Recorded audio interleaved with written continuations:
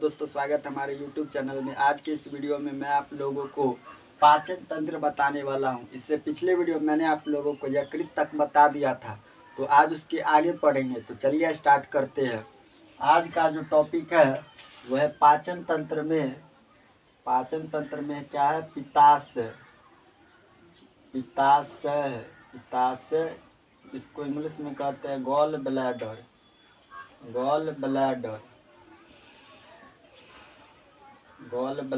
पित्ताशय। तो पित्ताशय क्या होता है सो सुनिए। यकृत जो होता है लीवर, उसमें पित्त का निर्माण होता है, ठीक है। और वह पित्ताशय में आकर के जमा होता है। पित्ताशय में क्या जमा रहता है? पित्त जमा रहता है। पित्त जमा रहता है किसमें? पित्ताशय में। पित्त जमा रहता है किसमें? पित्ताशय में। इसमें पित्त का निर्माण नहीं होता है। इसमें जो होता है वो पित्त का निर्माण नहीं होता है। पित्त का निर्माण नहीं होता है। पित्त का निर्माण नहीं होता है किसमें? पित्ताशय में। पित्त का निर्माण किसमें होगा? पित्त का निर्माण होता है लीवर यानी यकृत में होता है, और पित्ताशय में आकर के जमा रहता है, ठीक है। पित्ताशय में पित्त का निर्माण नहीं होता है, ठीक। और सुनिए, जब पित्ताशय में जब स्टोन का निर्माण हो जाता है यानी पत्थर का निर्माण हो जाता है तो वो ठीक नहीं होता है। जब पित्ताशय में स्टोन का मतलब हो गया पत्थर, यानी पित्ताशय में जब स्टोन का निर्माण होता है ना तो वो ठीक नहीं होता है, ठीक है। ठीक नहीं होता है।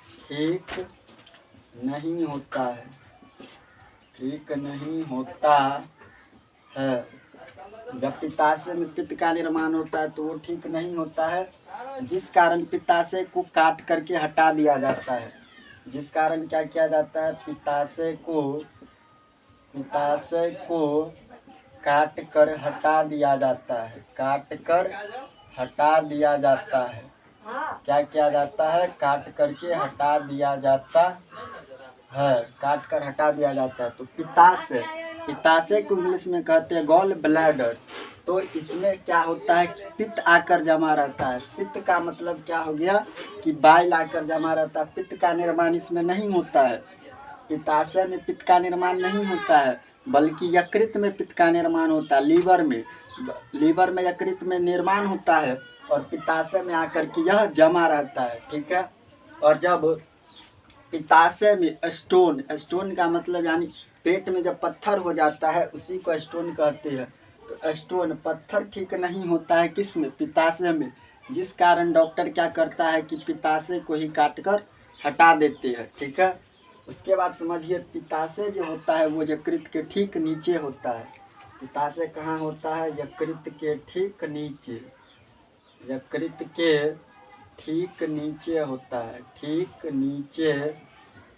होता है। पित्ताशय कहाँ होता है? यकृत के ठीक नीचे होता है। यकृत के ठीक नीचे क्या होता है? पित्ताशय होता है, जिसको इंग्लिश में क्या कहते हैं? गॉल ब्लैडर कहते हैं।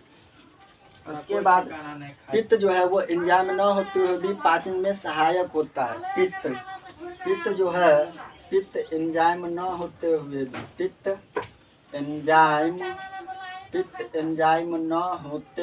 भी पाचन में सहायक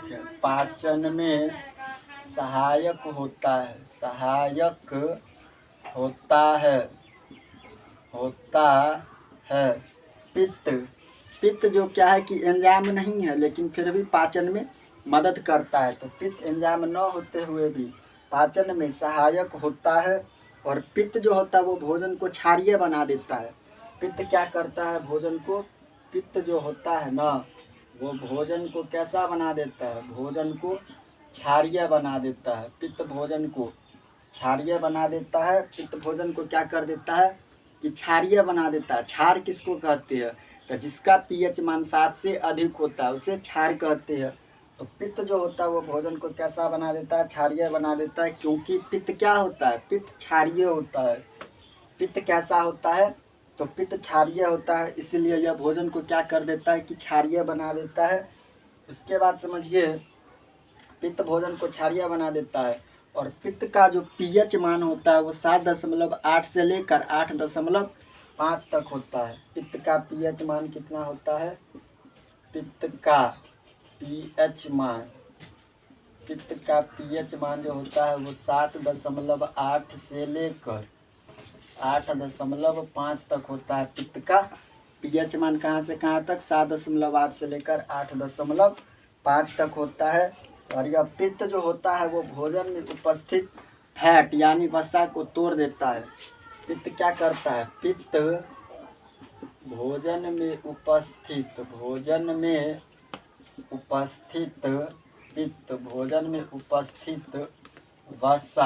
वसा को इंग्लिश में कहते हैं फैट। पित्त जो होता है वो भोजन में उपस्थित वसा यानी फैट को तोड़ देता है।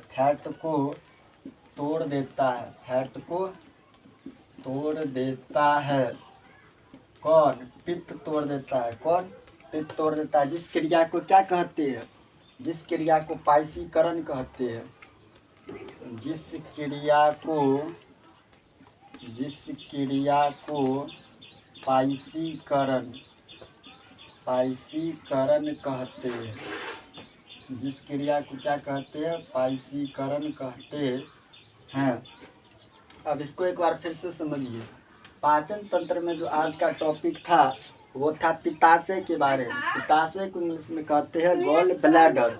तो पित्ताशय में पित्त आकर के जमा रहता है, बल्कि पित्त का निर्माण कहाँ होता है? लीवर में, यानी यकृत में पित्त का निर्माण होता है, लेकिन वह पित्ताशय में आकर के जमा रहता है, क्योंकि यकृत के ठीक नीचे क्या रहता है? पित्ताशय रहता है। ठीक है, तो पित्त इसमें आकर के जमा रहता है और पित्त का निर्माण नहीं होता है। पित्ताशय में पित्त का निर्माण नहीं होता है, बल्कि यकृत में होता है। जब यकृत में निर्माण हो जाता है ना, उसके बाद क्या होता है कि पित्ताशय में आकर के वह जमा हो जाता है। ठीक, और जब पित्ताशय में स्टोन यानी पत्थर का निर्माण हो जाता है तो वह ठीक नहीं होता है, जिस कारण डॉक्टर उसे काट करके हटा देता है पूरे पित्ताशय को ही। और यकृत के ठीक नीचे होता है कौन? तो पित्ताशय जो होता है वो यकृत के ठीक नीचे होता है। पित्त जो है, पित्त को इंग्लिश में क्या कहते हैं? बाइल। पित्त को इंग्लिश में कहते हैं बाइल। पित्त एंजाइम नहीं है, लेकिन फिर भी पाचन में सहायक होता है। कौन? पित्त क्या कर देता है कि भोजन को क्षारीय बना देता है। क्यों? क्योंकि पित्त क्या होता है? एक प्रकार का क्षारीय होता है। और पित्त का पीएच मान होता है 7.8 से लेकर 8.5 तक। पित्त भोजन में उपस्थित वसा यानी फैट को तोड़ देता है। कौन? पित्त तोड़ देता है। जिस क्रिया को क्या कहते हैं? पाइसीकरण कहते हैं। क्या कहते हैं? पाइसीकरण कहते हैं। ठीक है, उसके बाद जो अगला टॉपिक है वो है आपका पकवास या ग्रहणी। इसके बाद जो अगला टॉपिक है वो है पकवास। अगला टॉपिक क्या है? पकवास या ग्रहणी। पकवास क्या होता है सो समझिए। पकवास, अगला टॉपिक है पकवास। पकवास या ग्रहणी।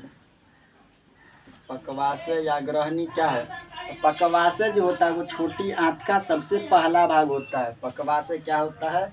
यह छोटी आंत का सबसे पहला भाग होता है। सबसे पहला भाग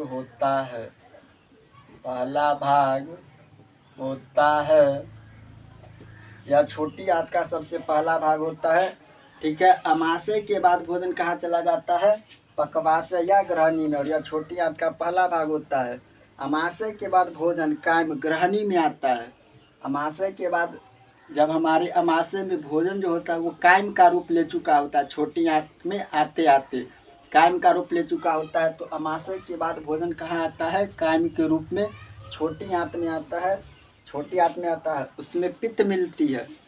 अमाशय के बाद भोजन कहाँ जाता है? पकवास यानी ग्रहणी में, और उसमें पित्त मिलता है। पित्त का मतलब बाइल मिलता है। तो पित्त कैसा होता है? क्षारीय होता है। जो भोजन को उसमें, जब भोजन पित्त में मिलता है तो भोजन को क्या कर देता है कि क्षारीय बना देता है, पित्त उसमें मिल करके।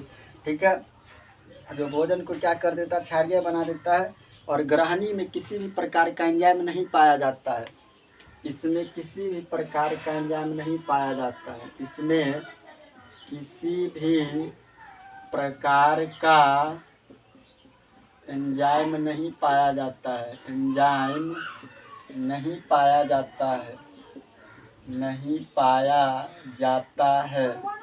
इसमें किसी भी प्रकार का एंजाइम नहीं पाया जाता है, बल्कि इसमें 2 प्रकार के हार्मोन पाए जाते हैं। बल्कि इसमें 2 प्रकार के हार्मोन पाए जाते हैं। इसमें 2 प्रकार का हार्मोन पाया जाता है। हार्मोन पाया जाता है। इसमें 2 प्रकार का हार्मोन पाया जाता है। पहला है कोलेसिस्टोकाइनिन और दूसरा है सिक्रेटिन। पहला कौन सा हार्मोन पाया जाता है? तो कोलेसिस्टोकाइनिन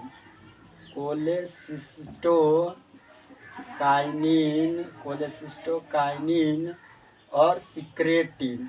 दूसरा है सिक्रेटिन हार्मोन पाया जाता है। अब इसको समझिए, पक्वाशय या ग्रहणी। तो पक्वाशय क्या होता है कि छोटी आंत का पहला भाग होता है कौन? पक्वाशय। यह छोटी आंत का सबसे पहला भाग होता है पक्वाशय।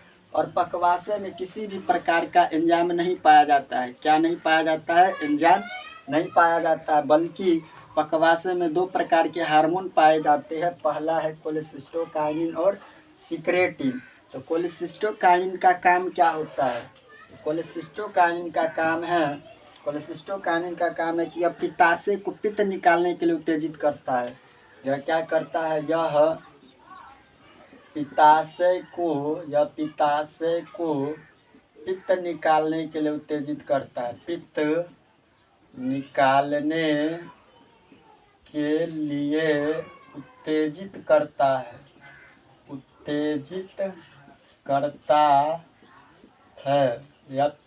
यह क्या करता है? कोलेसिस्टोकाइनिन यह पित्ताशय को पित्त निकालने के लिए उत्तेजित करता है। क्यों? ताकि भोजन क्षारीय हो सके। ताकि भोजन जो है वो क्षारीय हो सके। भोजन जो है वो कैसा हो सके? क्षारीय हो सके। पित्त कैसा होता है? पित्त क्षारीय होता है। तो इसका काम क्या हुआ कि भोजन को क्षारीय बना देना। तो कोलेसिस्टोकाइनिन जो हार्मोन है उसका काम क्या है? यह पित्ताशय को यानी गॉल ब्लैडर को पित्त यानी बाल निकालने के लिए उत्तेजित करता है। कौन? तो कोलेसिस्टोकाइनिन, जो भोजन को कैसा बना देता है? क्षारीय बना देता है। ठीक है। और सिक्रेटिन का काम क्या है? सिक्रेटिन का काम है कि यह अग्नाशयिक रस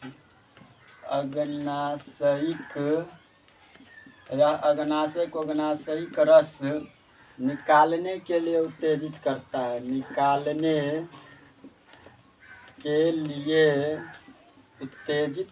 है। उत्तेजित करता है। यह अग्नाशय को अग्नाशयिक रस निकालने के लिए उत्तेजित करता है ताकि भोजन सरलता से पच सके।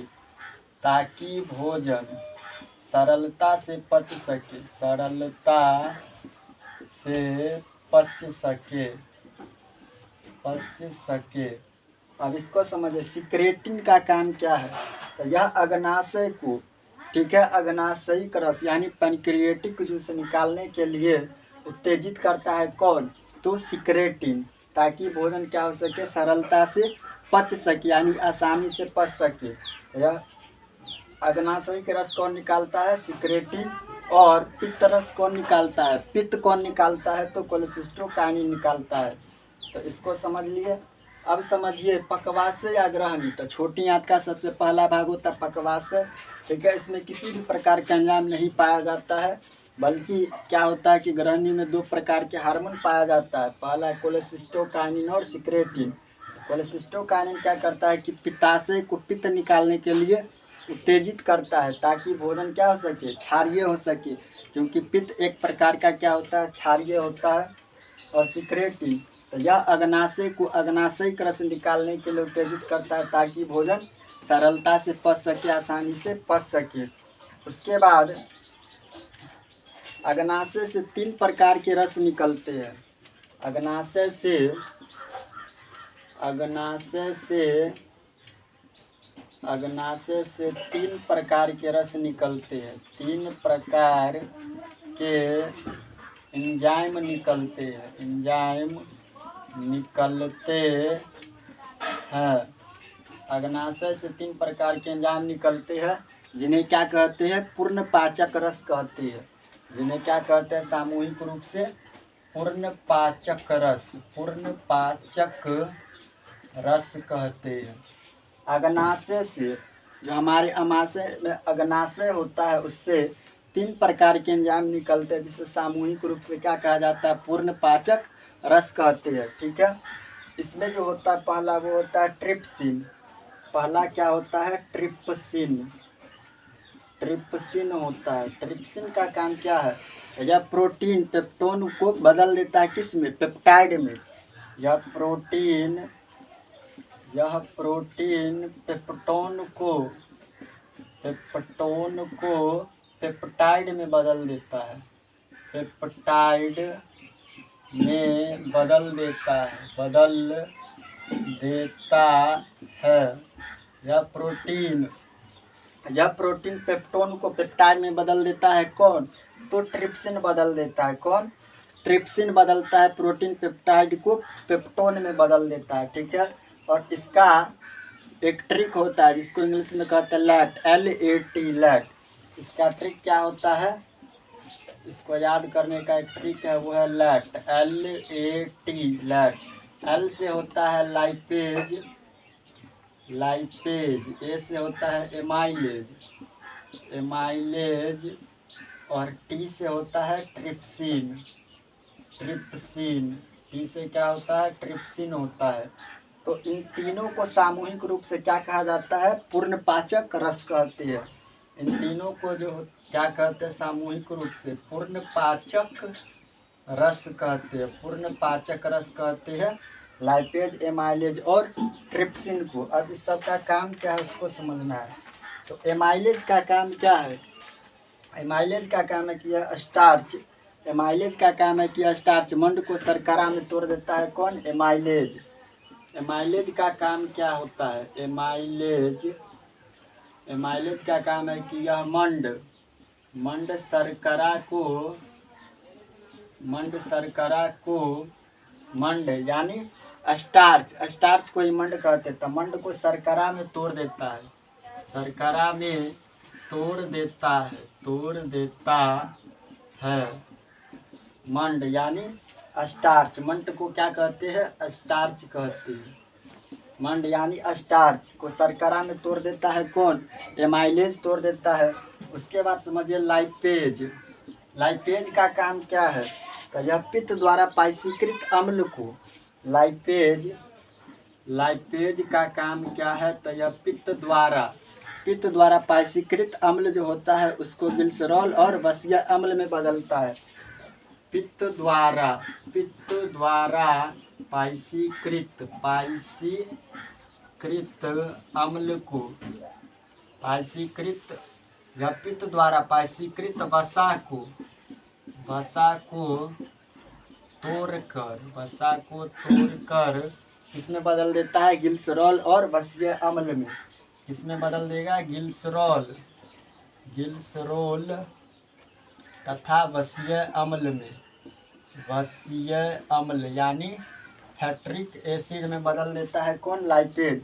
तो पित्त द्वारा पाइसीकृत वसा को, जो पित्त होता है वो जो पाइसीकृत करता है, तो पित्त द्वारा पाइसीकृत वसा को तोड़कर ग्लिसरॉल और वसीय अम्ल में बदल देता है। कौन?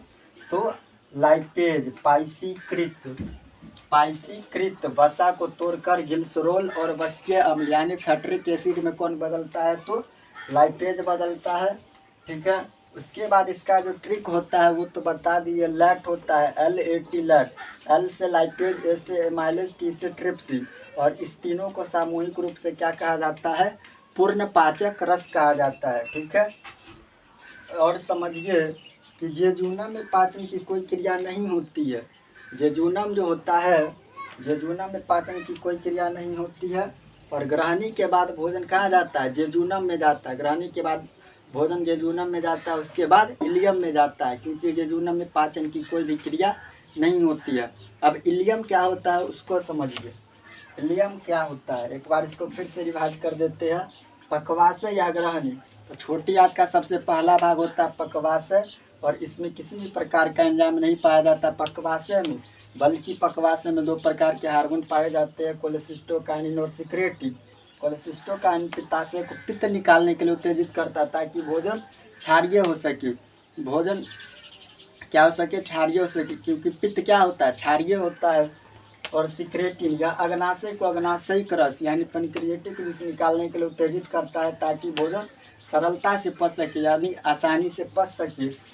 उसके बाद समझिए, अग्नाशय से 3 प्रकार के एंजाइम निकलते हैं अग्नाशय से, उन तीनों को सामूहिक रूप से क्या कहा जाता है, पूर्ण पाचक रस कहते हैं। ठीक है, पहला निकलता है ट्रिप्सिन, तो यह प्रोटीन पेप्टोन को पेप्टाइड में बदल देता है। कौन, ट्रिप्सिन। इसका ट्रिक होता है लैटल लेटिलट, एल से होता है लाइपेज, ए से होता है एमाइलेज, टी से ट्रिप्सिन। तो एमाइलेज का काम क्या है, तो यह स्टार्च यानी मंड को शर्करा में तोड़ देता है। कौन, एमाइलेज। और लाइपेज पित्त द्वारा पाचीकृत वसा को तोड़कर ग्लिसरॉल और वसीय अम्ल यानी फैट्रिक एसिड में बदल देता है। कौन, लाइपेज बदल देता है। उसके बाद जो अगला टॉपिक है वो है आपका इलियम के बारे में। इसके बाद समझिए इलियम के बारे में, इलियम क्या होता है।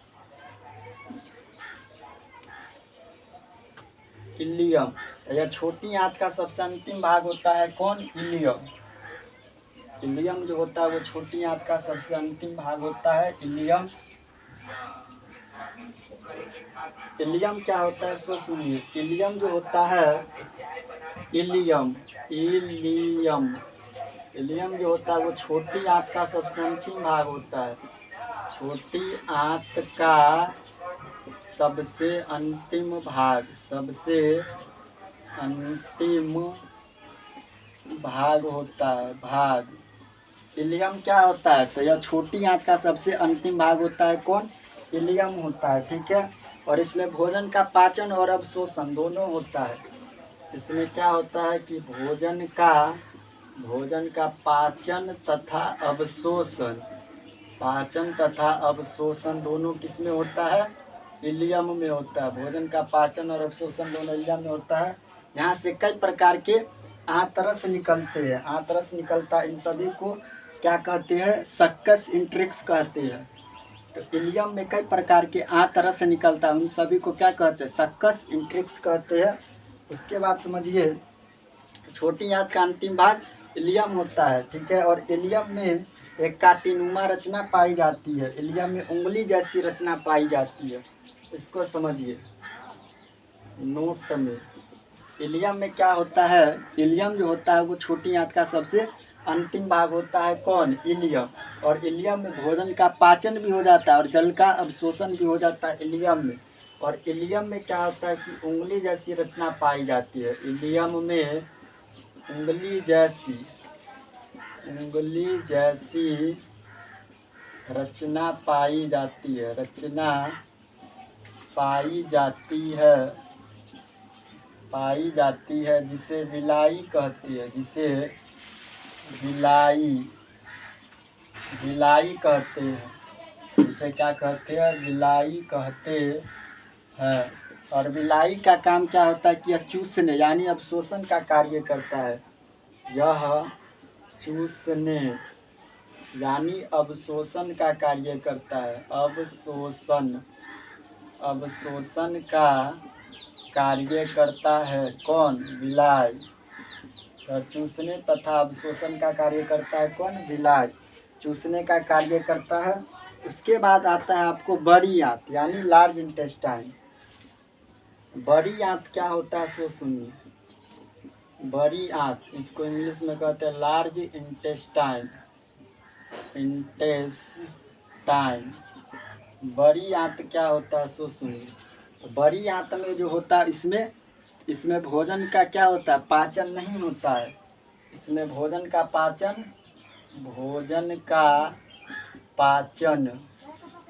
नहीं होता है, भोजन का पाचन नहीं होता है। किस में, बड़ी आंत में। भोजन का पाचन किस में होता है, छोटी आंत में भोजन का पाचन होता है। तो बड़ी आंत में भोजन का पाचन नहीं होता है, बल्कि इसमें जल का अवशोषण होता है। बल्कि इसमें क्या होता है, जल का अवशोषण होता है। इसमें भोजन का पाचन नहीं होता, बल्कि इसमें जल का अवशोषण होता है। इसमें क्या होता है कि जल का अवशोषण होता है। भोजन का पाचन तो छोटी आंत में होता है, इसमें जल का अवशोषण होता है। और इसमें विटामिन बी पाया जाता है। इसमें क्या पाया जाता है, विटामिन बी। इसमें विटामिन बी पाया जाता है, विटामिन बी पाया जाता है, बी पाया जाता है। तो बड़ी आंत को इंग्लिश में कहते हैं लार्ज इंटेस्टाइन। तो बड़ी आंत में भोजन का पाचन नहीं होता है, इसमें केवल जल का अवशोषण होता है। बड़ी आंत में जल का अवशोषण होता है, ठीक है। और इसमें क्या पाया जाता है, तो विटामिन बी पाया जाता है। इसके बाद जो अगला टॉपिक है वो है आपका क्या, अवशेषी अंग। अवशेषी अंग क्या होता है सो सुनिएगा। अवशेषी अंग को क्या कहते हैं, अवशेषी अंग को वेस्टिज कहते हैं, वेस्टिज। अवशेषी अंग को कहते हैं वेस्टिज कहते हैं। अवशेषी अंग क्या होता है, तो वैसे अंग जो शरीर में तो है लेकिन कार्य नहीं कर रहा है। वैसे अंग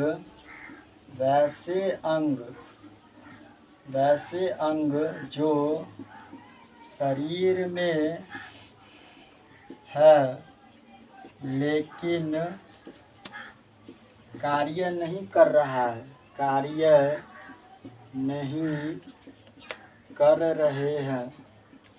वैसे अंग जो शरीर में तो लेकिन कार्य नहीं कर रहे हैं, उन्हें अवशेषी अंग कहते हैं। अवशेषी अंग कहते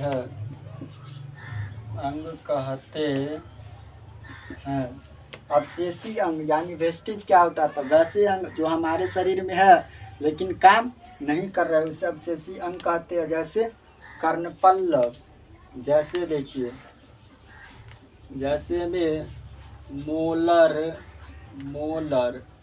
प्रीमोलर, कर्णपल्लव, पिन्ना, इसी को पिन्ना कहते हैं, कर्णपल्लव। इसके बाद हो गया नाखून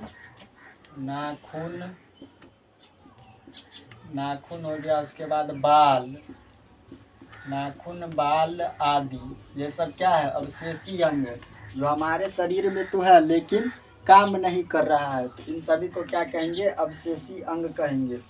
उसके बाद जो है इसमें आ गया आपको अपेंडिक्स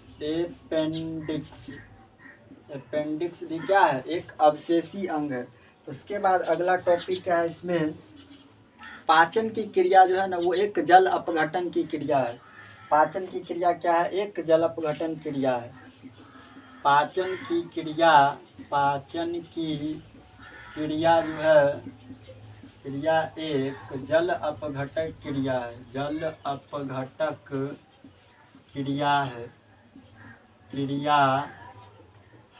पाचन की क्रिया एक जल अपघटक की क्रिया है। पाचन की संपूर्ण क्रिया 5 चरणों में पूरा होता है। पाचन की जो संपूर्ण क्रिया होता है, पाचन की संपूर्ण क्रिया जो होता है, क्रिया 5 चरणों में संपन्न होता है। 5 चरणों में संपन्न होता है, 5 चरणों में संपन्न होता है। अब इसको समझिए, पाचन की क्रिया क्या है, एक जल अपघटक की क्रिया है। पाचन की संपूर्ण क्रिया यानी पाचन जो होता है हमारे शरीर में, तो वो 5 अवस्था से उसको गुजरना पड़ता है, तब जा कर के पाचन होता है। और वो 5वां अवस्था क्या होता है वो अभी बताते हैं। इसको एक बार फिर से रिपीट करते हैं। इलियम, तो इलियम छोटी आंत का सबसे अंतिम भाग होता है और इसमें भोजन का पाचन अवशोषण दोनों होता है। इलियम में उंगली जैसी एक रचना पाई जाती है जिसे क्या कहते हैं, विलाई। बिलाई का काम है चूसने या अवशोषण का कार्य करता है विलाई। बरियात large intestine. तो भोजन का पाचन इसमें नहीं होता है, इसमें केवल जल का अवशोषण होता है और इसमें विटामिन बी पाया जाता है। और अवशेषी अंग यानी वेस्टेज उसे कहते हैं कि जो शरीर में है लेकिन कार्य नहीं कर रहा है, उसे अवशेषी अंग कहते हैं। जैसे मोलर, प्रीमोलर, कर्णपल्लव, पिन्ना, नाखून, बाल, अपेंडिक्स आदि, ये सब क्या है, अवशेषी अंग है। और पाचन की क्रिया एक जल अपघटक की क्रिया है और पाचन की संपूर्ण क्रिया 5 विधि से होती है। जो वो कौन कौन होता है वह भी समझिए। पहला होता है अंतःग्रहण, पहला होता है अंतःग्रहण। इसके बाद होता है पाचन की क्रिया 5 विधि से होती है।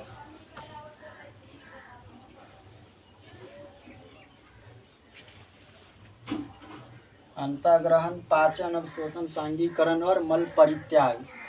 पहला है आपको अंतःग्रहण, पहला है अंतःग्रहण, अंतःग्रहण। दूसरा है पाचन, अंतःग्रहण, पाचन, अवशोषण, पाचन के बाद अवशोषण,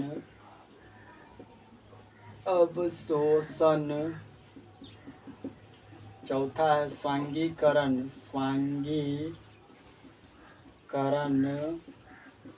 और पांचवा है मल परित्याग, मल परित्याग, मल परित्याग। इस 5 विधि के द्वारा क्या होता है कि हमारे शरीर में पाचन होता है। तो अंतःग्रहण, पहला क्या है, अंतःग्रहण। तो भोजन को निगलने की प्रक्रिया को अंतःग्रहण कहते हैं। क्या कहते हैं, भोजन, भोजन को निगलने, निगलने की क्रिया, भोजन को निगलने की क्रिया को क्या कहते हैं, अंतःग्रहण कहते हैं। ठीक। और पाचन किसे कहते हैं, तो भोज्य पदार्थों का, भोज्य पदार्थों का सरल पदार्थों में, सरल पदार्थों में टूटना, टूटना क्या कहलाता है, पाचन कहलाता है। जब हम भोजन करते हैं तो उसको छोटे छोटे सरल पदार्थ में टूटना पाचन कहलाता है। अवशोषण क्या होता है, तो भोज्य पदार्थों, पचे जो भोजन होता है जब उसको कोशिकाएं सोख लेती है तो उसे क्या कहते हैं, अवशोषण। पचे भोजन को, पचे भोजन को कोशिकाएं जब सोख लेती है, जब सोख लेती है, पचे भोजन को जब कोशिकाएं सोख लेती है तो उसे क्या कहते हैं, अवशोषण। स्वांगीकरण क्या होता है, तो जब भोजन पच जाता है, भोजन जब पच जाता है, भोजन पच जाता है, जब भोजन पच जाता है और उससे हमें ऊर्जा मिलती है, और उससे हमें ऊर्जा मिलती है, ऊर्जा मिलती है, उसे क्या कहते हैं, स्वांगीकरण। जब हमारे शरीर में भोजन पच गया और जब उससे हमें ताकत मिलती है यानी ऊर्जा मिलती है तो उसे स्वांगीकरण कहते हैं। और जब भोजन पचने के बाद जो अपशिष्ट पदार्थ बच जाता है यानी गंदा पदार्थ जो बच जाता है उसको शरीर से बाहर निकालने की क्रिया को क्या कहते हैं, मल परित्याग। अपशिष्ट, अपशिष्ट पदार्थों को, अपशिष्ट पदार्थों को, अपशिष्ट पदार्थों को शरीर से बाहर निकालना, बाहर निकालना, निकालना क्या कहलाएगा, मल परित्याग कहलाएगा। तो इन 5 अवस्थाओं से होकर क्या होता है कि हम लोगों में पाचन की क्रिया संपन्न होती है। तो पहला क्या बताया, अंतःग्रहण। इसमें भोजन को निगलने की क्रिया को क्या कहते हैं, जो भोजन निगलते हैं, अंतःग्रहण। और पाचन, तो भोजन जब निकलते हैं तो उसको छोटे छोटे सरल पदार्थ में टूटना पाचन कहलाता है। और जब भोजन पच जाता है तो पचे भोजन को जब हमारे शरीर की कोशिका जब सोख लेती है उसे अवशोषण कहते हैं। स्वांगीकरण, जब भोजन पच जाता है और उससे हमारे शरीर को जब ऊर्जा मिल जाती है तो उसे स्वांगीकरण कहते हैं। और भोजन पचने के बाद जो अपशिष्ट पदार्थ यानी गंदा पदार्थ बच जाता है उसको शरीर से बाहर निकालने की क्रिया को मल परित्याग कहते हैं। इस प्रकार हमारे शरीर में पाचन की क्रिया संपन्न होती है। तो यहाँ पर आपका पाचन तंत्र समाप्त होता है। अगले वीडियो में बताएंगे श्वसन तंत्र यानी रिस्पायरेटरी सिस्टम। आज के लिए इतना ही, मिलते हैं नेक्स्ट वीडियो में, तब तक के लिए जय हिंद जय भारत।